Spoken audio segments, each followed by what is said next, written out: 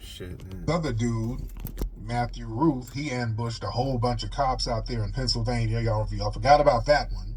Oh yeah. This dude shot like 5 damn cops. They act like that didn't even happen. These whites, I mean, they're going insane. They're shooting cops, shooting each other. Mm-hmm. There was a country club shooting. That Hunter dude, he shot up some people at a country club. What about the one at the church? Then the dude down there in Dallas shot up the ICE detention center. Oh yeah. Mm-hmm. Then this dude in North Carolina, he pulled up on a boat and started shooting people.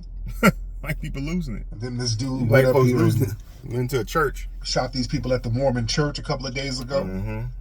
All of these suspected back in a supremacists couple months, a couple weeks after doing all this stuff. I don't think Charlie Kirk has been a month. Yeah, it's been a month. Turning around talking about what about black on black crime in Chicago? Right. Give me a break. Exactly. But the white supremacists, boy, they're crashing out. They're crashing out, and I saw Elon. He was tweeting about. He retweeted something about that the guy in North Carolina, the black dude, because they're still trying to milk the story about the black dude stabbing the white girl on the bus and the black man on the bus on and the train. subway. They're still trying to milk that story They while have. they're ignoring the other their stuff. community on murderous rampages. Right. They've been all the mass shooting. They've been right. That They've been case going. is questionable because we haven't done nothing real weird like that. So it's just interesting that a crime involving a black person would be that egregious and that bold and that clear on video and with audio. It's a little bit too much of a perfect stereotype to milk. Right. That's why a lot of people believe it's manufactured. And I don't put it past the white supremacists, man. Listen, let's get deep. Can we get deep for a minute? I think it's time to get He's finna get deep, y'all. Hit the thumbs up button. Deep. Because somebody was circulating an old video when I was debating Jared Taylor, and I saw this pop up on social media, and Jared Taylor asked me a question. He was like, well, if whites are the, you know how he talks, that real weird white supremacist talk. Well, if whites are the global minority, how were they able to dominate the whole planet?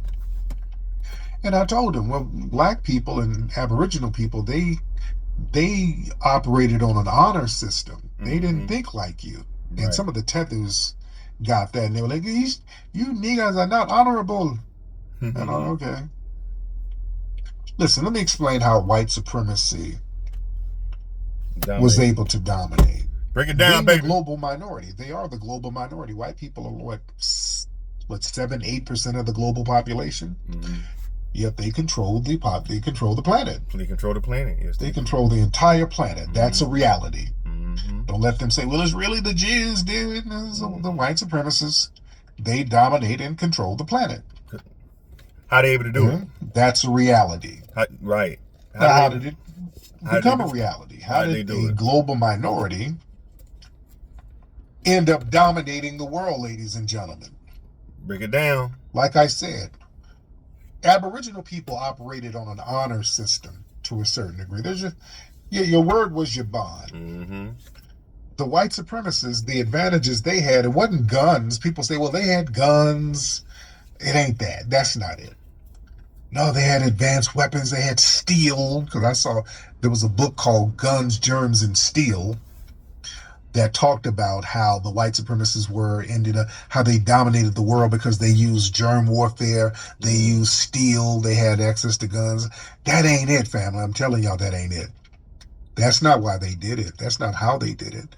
I'm curious. Remember, they gave guns to some of the musty niggas over there and in parts of Africa who turned that shit on other people. They started turning it on other people on the continent. They had some guns too. And in fact, it was the Moors who went over there to Asia and brought those fire sticks, which is where the gun comes from. The Moors brought that shit up in there to Europe. They were using it for celebratory practices. So it wasn't that. It wasn't that they had advanced weapons. The thing is, the white supremacists, man, it was the psyche. It was the psychology. They had a different mindset. It wasn't they weren't smarter. They were just more deceptive. Right. They did what I call collective cowardice. They had collective cowardice. I want y'all to understand that mindset. I want y'all to understand that concept. That was their advantage. See, we operated on an honor system. If you said something as a man, you're supposed to stick with it. Right. Lying and being deceptive, that made you, in the eyes of Aboriginal people, that made you look weak. You will, even to today, among black people, a person who's a liar and a scammer, that's weak looking. That's looked down upon. Women don't like that. That turns women off. If a woman is a liar and deceptive, that turns men, us off. We don't like that.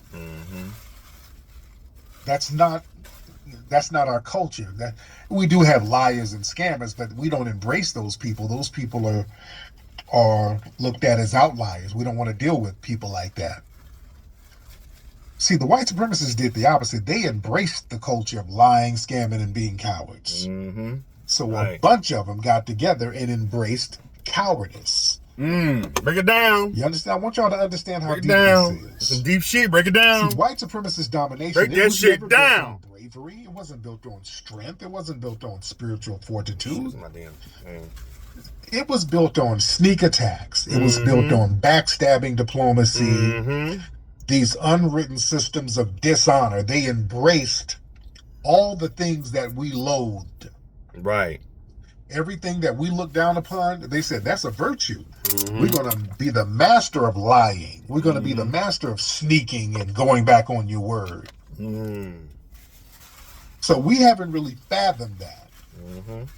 See, unlike warrior cultures who fought face to face, there was an honor in that. You look your enemy in your eye and you fight him like a man. And if you lost, you shake his hand and charge that to the game. Right. If he won, okay, you shake his hand and say, hey, man, good job. I'll take that L. Right. Yeah? The white supremacists, they like, we can't win fair fights. We got to do some They're like, shit. we try to do that, we're going to lose. Even to this day. Yeah, we got to do The some white shit. supremacists can't fight fair. For real, let's be real. They can't do shit fair. It can't be even Steven with them. No. They know they're going to lose. So they made treachery the rule. Anyway, y'all, this is some deep shit. If y'all want to watch more of this, go ahead and subscribe to me. Check out Tariq Nasheed's channel. Tariq Nasheed is the guy I'm listening to. Very controversial guy on YouTube. Check him out. I'm gonna be back with part 2.